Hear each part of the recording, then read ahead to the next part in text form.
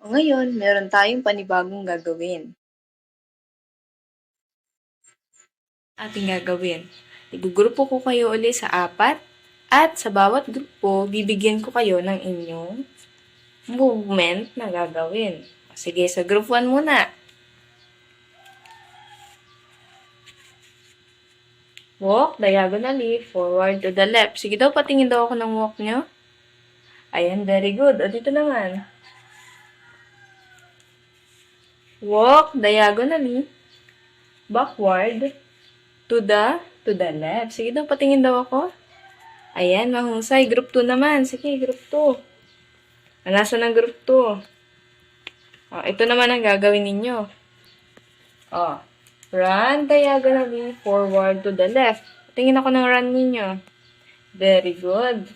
Dito naman. Run diagonally backward to the left. Ayan, mahusay. Next group. Group 3. Ito ang inyong gagawin. Sige, simulan na natin.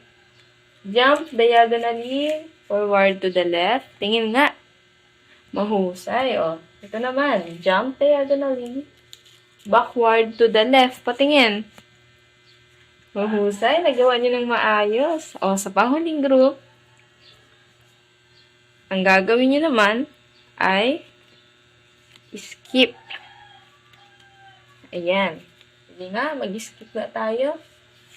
Skip diagonally forward to the left. Patingin daw. Very good. Next naman. Skip diagonally forward.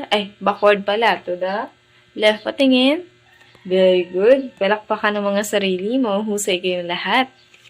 Ngayon naman, tayong lahat na ang gagawa. Excited na ba kayo? Simulan na natin. Tayo ang lahat. Tayo tayong lahat. Gagamit tayo ng bangko sa pag-akyat. Malinaw ba? Sige, give space para makakilos tayo ng maayos. Ayan, simulan na natin. Perform the following correctly. Number 1, walk uphill. Ayan. Number 2 naman, skip to the right. Oops, walang magtutulakan. Pangatlo, hop diagonally to the right. Ano nga yung hop? Patingin daw ako ng hop. Ayan. Pang-apat, jump diagonally. Ginawa na natin yan kanina. Jump diagonally. Pang-lima, stand facing diagonally to the left. Stand lang. Ayan. Excellent. Ngayon, pwede na kayong maupo. Nag-enjoy ba kayo?